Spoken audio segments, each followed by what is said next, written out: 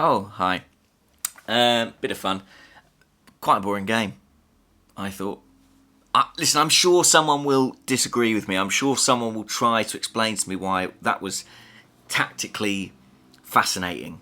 And the fact that I didn't find it so makes me a Luddite. But my God, I thought that was dull. Full time in Bergamo, Atalanta nil, Arsenal nil.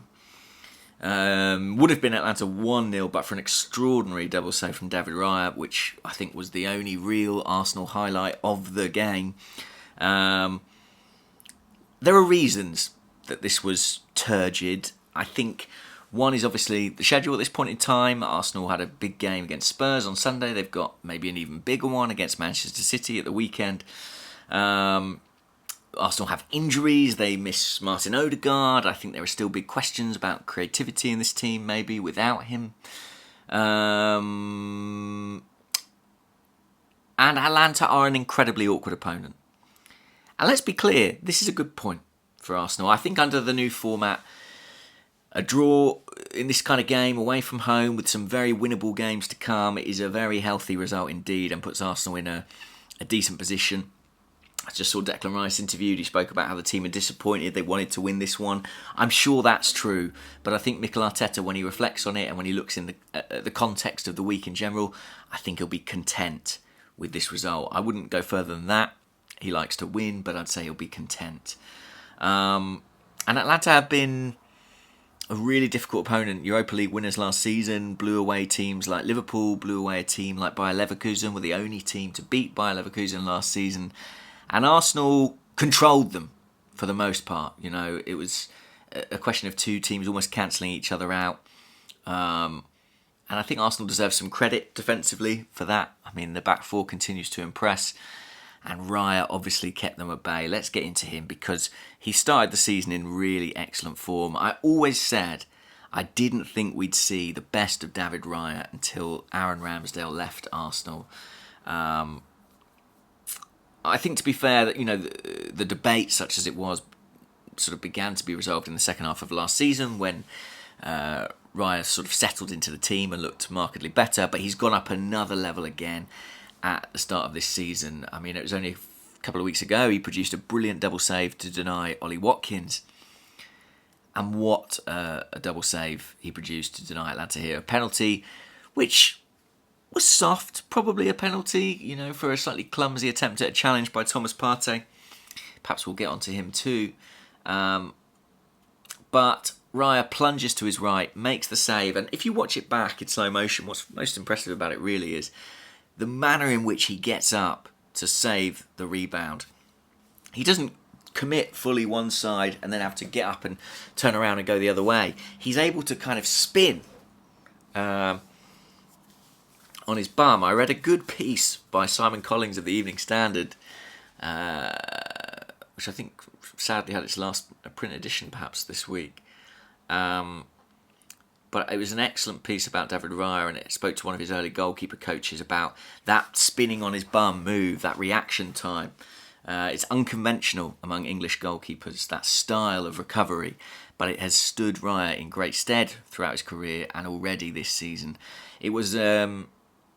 Listen, if it was an Arsenal striker who'd headed that right down the middle of the goal when the other side of the goal was gaping, we would probably categorise it as a miss.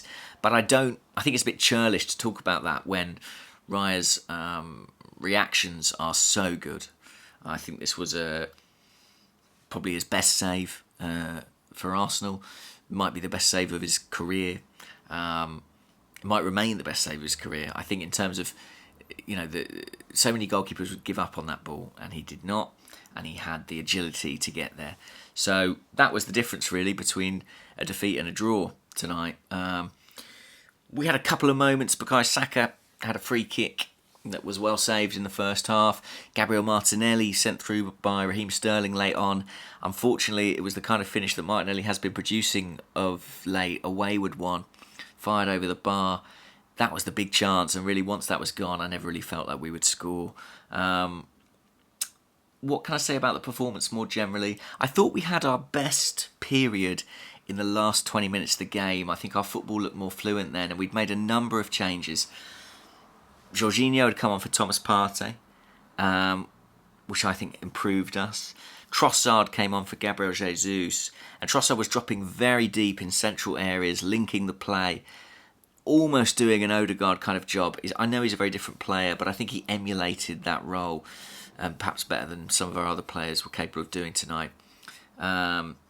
Sterling came on and added some variety in attack, popping up in different positions in central areas as well as wide. And I thought Calafiori had an interesting cameo. Jurrien Timber has done well at left back defensively, but I thought it was intriguing to see Calafiori, what he can offer.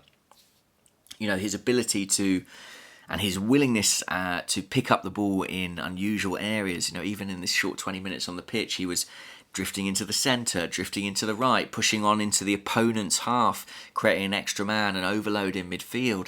At a time when Arsenal's midfield is shorn of two important players in Odegaard and Merino, could the introduction of Calafiori add another dimension to the team? On the evidence of tonight, I think so. Maybe it was the right game for him. Back in Italy, 20 minutes off the bench against a tiring opposition. But I look forward to us building up his minutes and seeing more of him. We've obviously got a Carabao Cup game in about a week's time. You'd imagine he's in line to start that one. And then after that, he's really got to be pushing for a first-team place. Thomas Partey, I have to be honest and say I don't like singling players out, and I don't like coming down too hard on players. I do think week by week I find myself alarmed a little bit by his decline, and Arsenal keep picking him. Arteta keeps picking him, and my best guess is that they're trying to get him up in some sort of rhythm, and they think if they can recapture something like his previous form. I think at this point in his career, with the injury record he has, it's starting to look unlikely that will happen. And I am a little surprised that a manager as ruthless as Mikel Arteta is persisting with Partey. Now, you could say, what choice has he got? He's without Merino, he's without Odegaard. If those players were fit, probably Partey isn't in the starting 11. But I think it's almost at the point where we are probably better off trying something else. Let's see. I think he'll pick Partey on Sunday at the Etihad. And there isn't really a bigger test than that. And I have to be honest and say I'm a little bit concerned about how that might go. I am a little bit concerned about that. I would probably favour Jorginho. Maybe Jorginho started on the bench because that is the plan. But the regularity with which Partey's been picked makes me think otherwise. And I suspect him coming off early is an indicator he will play that game on Sunday. And look, maybe he'll pull something out of a hat, and maybe he'll make me look a fool. We shall see. So yeah, there were things that I liked in that second half performance. I particularly like Trossard. I think if it was up to me, I'd be playing Trossard as my number 9 at the Etihad. Potentially Jorginho in midfield with Rice next to him and Havertz alongside. I think in Havertz and Rice, you have enough physicality there to support Jorginho. I know people say, physically Partey's better than Jorginho, he's stronger. But I'm not sure that's sort of necessary if you've got Rice next to him.